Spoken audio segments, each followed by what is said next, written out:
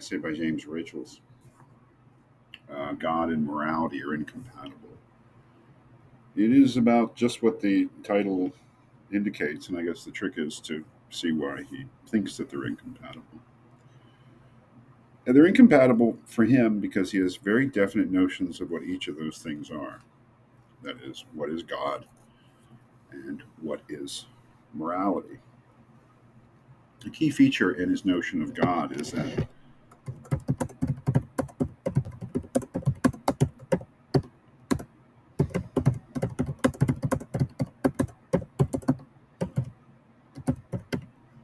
the very notion of God contains the idea of worship.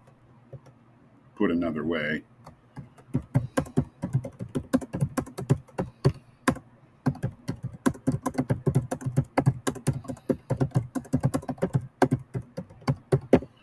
any notion of God will be such that he must be worshipped. That is, nothing would be something we would call God unless that being demanded to be worshipped. That is, our very notion of God contains the notion of our need to worship him, which is an interesting idea. I think it's probably true. That is, whether you're a believer in God or not, we're talking here about the idea of God. And so the idea is that if something is God, then that thing must be worshipped. And then the question is, what is worship? What does it mean to worship something? And there is the key connection, I think. What does the act of worshiping mean? One of the interesting things he says is that worship is not reciprocal. Right? It can't be I worship you and you worship me. There's a definite hierarchy involved in worship. That is,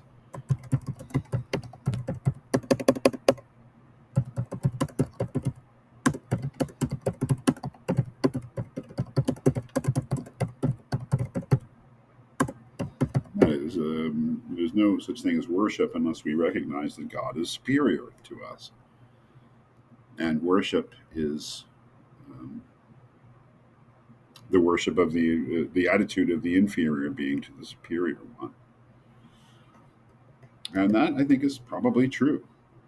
And the key is, what goes along with that. And here's where the situation of Abraham in the Bible comes in. Um,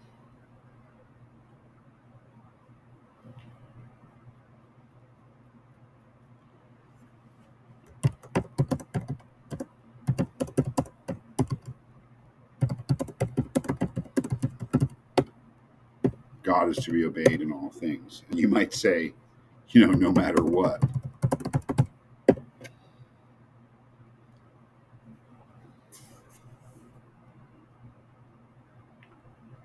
Um, he puts it in this way: God has an unqualified claim on our obedience. Basically, again, referring back to the Abraham and Isaac story, no matter what God asks you to do, you've got to do it. What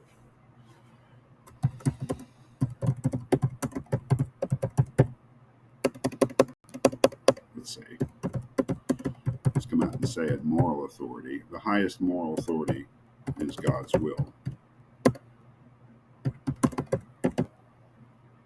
And what that means is the highest moral authority is not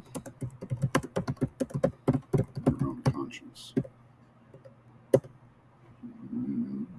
Obviously, what God asks Abraham to do, to kill his son, is not something that Abraham probably thinks is good or right. But Abraham, the whole point of the story is Abraham puts aside those things because he feels a superior duty to do whatever God says, even if they conflict, if what God commands conflicts with his own conscience. So the highest moral authority, if God exists and needs to be worshipped and therefore is to be obeyed in all things, no matter what, and has an unqualified claim on our obedience, the highest moral authority is God's will, not our own notions of what's right and wrong. So, Rachel's argument is something I think is quite true if you follow him logically so far. Um,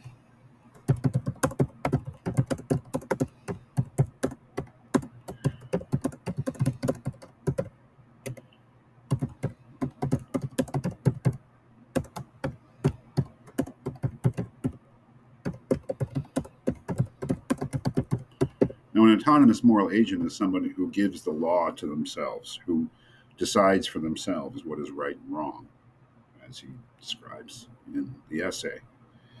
So, what he says is there cannot be both a God of the recognizable sort, one's outlined, and autonomous moral agents. And I think that he's probably right. You know, uh, what he doesn't say is that you have to choose between these two things. And what he doesn't say is that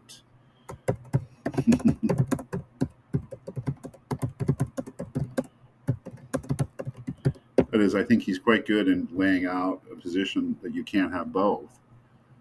But he doesn't really argue that he seems to take it for granted. If I may be wrong, but he seems to take it for granted that we would all choose to preserve the idea of being autonomous moral agents rather than uh, a God of the recognizable sort. I don't think that is obvious at all.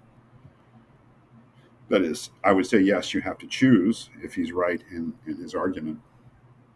But it's not obvious which one you should choose or which one could choose. That I think is really an important choice that everyone would have to make.